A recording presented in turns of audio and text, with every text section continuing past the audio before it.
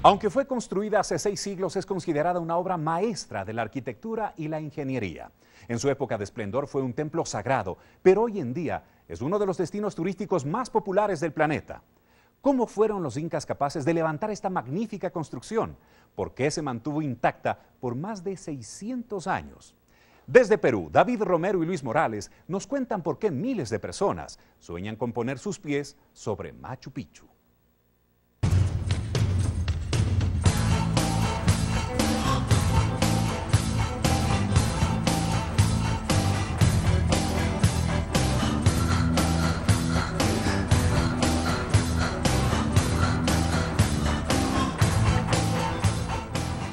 Nuestra larga y fantástica travesía tiene como destino al santuario histórico de Machu Picchu, una de las 7 nuevas maravillas del mundo. Sin embargo, en el trayecto conocimos un lugar que nos dejó sin palabras.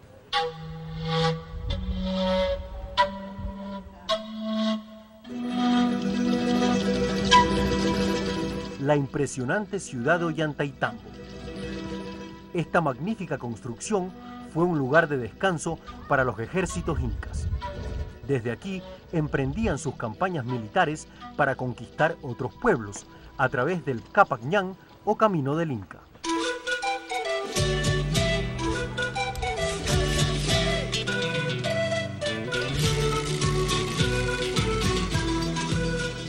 Aquí lo que estamos caminando en la rampa, vemos estas piedras cansadas que los incas estaban transportando a la parte de arriba. Entonces eso quiere decir que las rocas estas tienen un peso entre 65 toneladas a 90 toneladas, que una de ellas que esté la más pesada en la parte de arriba, y que todas estas piedras cansadas que estaban ellos transportando, primeramente ellos las rodaban de la cantera de piedra que tenían en la parte de al frente, para luego ser subidas por esta rampa inclinada que va hacia la parte superior. O sea, le denominaban piedras cansadas porque los incas no las terminaron de subir. Se quedaron en el camino.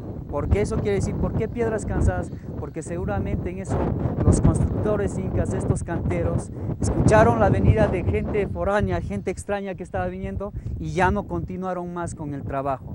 En todo caso, Carlos, esta es la prueba contundente e irrefutable que ellos eran capaces de subir las rocas. No que eran extraterrestres o que se diga que ellos tenían la fuerza de los demonios, como decían los padres católicos, para movilizar estas rocas, sino que hablando ya de física, las personas eran capaces de jalar, como quien dice, 150 kilos. Entonces, si hay estas rocas, aproximadamente entre 200 a 300 personas, utilizando las sogas de paja, ellos jalaban estas rocas hacia la parte de arriba.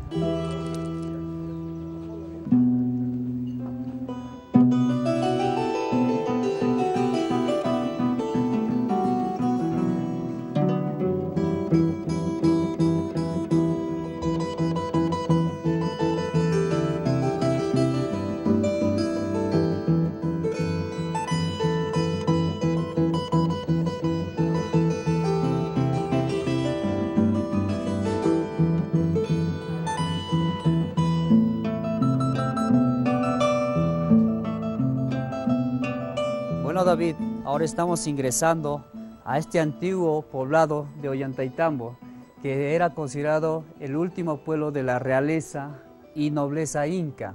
Entonces, todo esto era el sector urbano que está preservando sus calles y que ahora es considerado uno de los poblados vivientes más antiguos de Sudamérica por la UNESCO, porque en sí la gente todavía sigue viviendo en estas casas incas originales que tenemos el día de hoy. Vamos viendo el trazado de piedra en ambos lados. Ya la gente ha construido sus viviendas usando este cimiento inca para construir ya en la proyección lo que es en adobe. Vamos viendo el sistema de techado original que ellos tenían antiguamente. Quiere decir que estas personas cada año tienden a cambiar lo que es el lichu de estas casitas. Viendo todo este ejemplar de las casas, podemos decir que la cultura en sí no ha muerto. La cultura inca está presente en nosotros.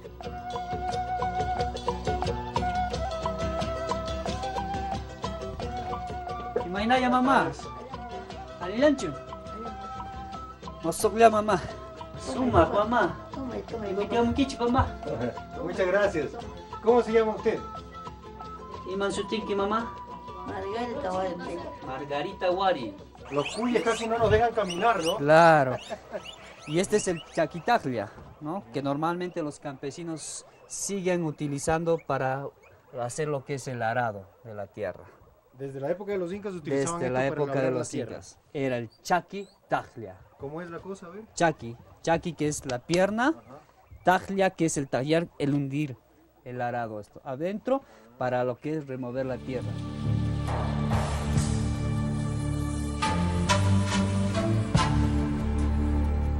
Conozco a esta chica indígena de nombre Delfina Guamán Gutiérrez. Me quedo boquiabierto cuando me cuenta que los cráneos de sus abuelitos protegen esta casa. ¿Qué sientes tú de tener a tus abuelitos ahí? Feliz. Ya. No es como la gente se podría imaginar afuera que a ustedes les da miedo tener eso ahí. Sí, porque ellos hablan de noche. Sí, solitos saben conversar de noche. ¿Y qué dicen? Pero medio raro, no sé, medio diferente hablan. No hablan correctamente. ¿Y cuál es la abuelita y cuál es el abuelito? A ver. Mi abuelita es el lado, mi abuelita y mi abuelo es él. Son las 6 de la mañana en Cusco y empieza nuestro viaje hacia Machu Picchu. Primero, 1 hora en bus. Llegamos a una estación de tren donde debemos presentar pasaporte y boleto.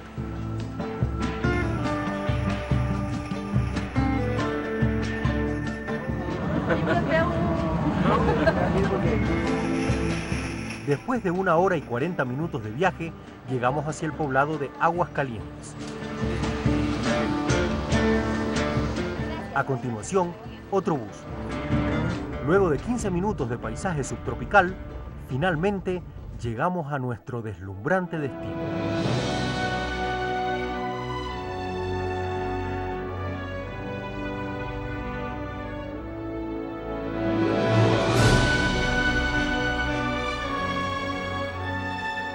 El gran santuario histórico de Machu Picchu está situado en la provincia de Urubamba, 112 kilómetros al noreste de la ciudad del Cusco.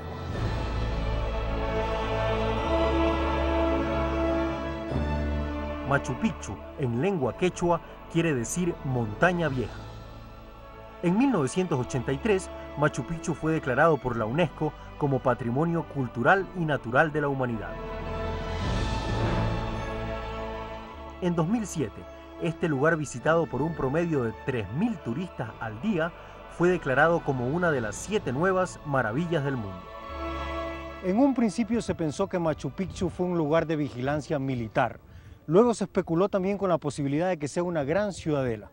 La verdad es que lo más cercano es que haya sido un enorme templo construido a 2.400 metros de altura.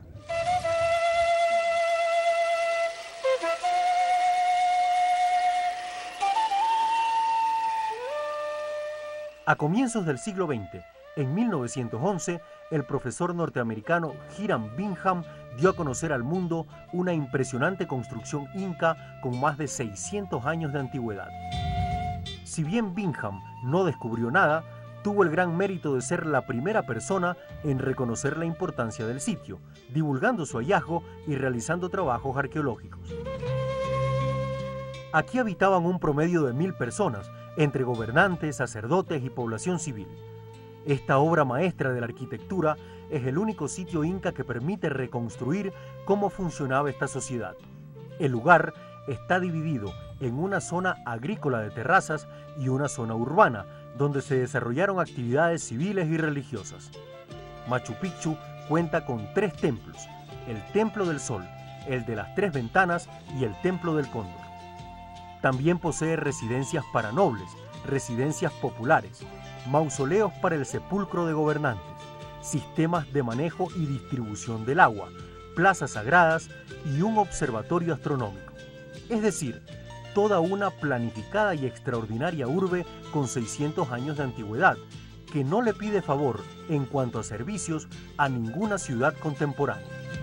Ahora estamos ingresando a lo que se presume fue la vivienda o dormitorio del sacerdote que tenía a cargo o el control de lo que es el templo del sol que hemos visto anticipadamente.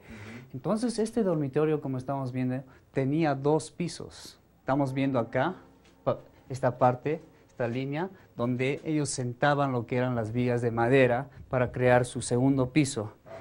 Esta parte, por ejemplo, estamos viendo, aquí era donde ellos armaban la cama que ellos tenían. Antiguamente se dice que ellos echaban lo que era la paja o la totora.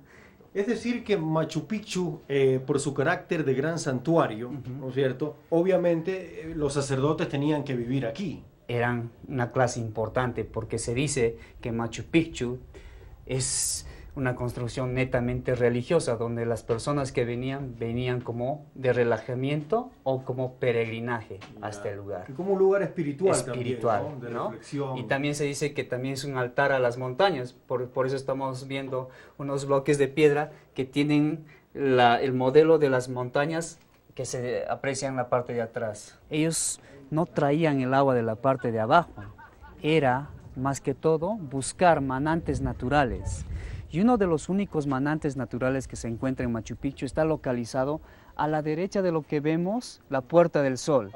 Quiere decir que los ingenieros incas canalizaron el agua desde la parte de arriba. Vamos viendo el camino, por la parte inferior va viniendo ese canal de agua y va llegando aquí. Vamos viendo el agua. ¿Ya? Increíble, ¿no? Entonces el agua, de aquí hay unas coderas que va repartiendo a las 16 fuentes de agua que era para proveer a todo el poblado de Machu Picchu. Es algo particular que vamos viendo en los muros, en los lados de los muros, porque siempre se tiene una piedra sobresaliente con un orificio circular, en la que ellos cruzaban las sogas que tenían para cruzarlas hacia estas clavijas de piedra y así sujetar lo que eran las vigas de madera para el techado. De lo contrario, la paja que se tenía podía volarse con el viento. Pero ¿por qué Machu Picchu logró conservarse de manera intacta? Pues porque fue descubierta por el mundo occidental hace apenas 100 años. Afortunadamente los españoles jamás pusieron un pie sobre ella. De lo contrario, habrían construido encima sus iglesias, tal y como lo hicieron en todo el Valle del Cusco. Finalmente, llegamos al punto más alto de la construcción, el observatorio astronómico. Entonces, a simple vista, luce como un altar, pero que tiene una protuberancia de 36 centímetros y tiene 4 esquinas que están perfectamente alineados con los 4 puntos cardinales. Si tenemos un compás aquí, podemos señalarles que esta esquina está mostrando lo que es el este, ¿no? Oeste, norte, señalando lo que es el Huayna Picchu, y sur, ¿no? Entonces, estos intihuatanas antiguamente se utilizaban para diferenciar sus calendarios, quiere decir las temporadas también, para lo que es época de plantación, época de cosecha, y también ligada a lo que es el calendario festivo que ellos tenían.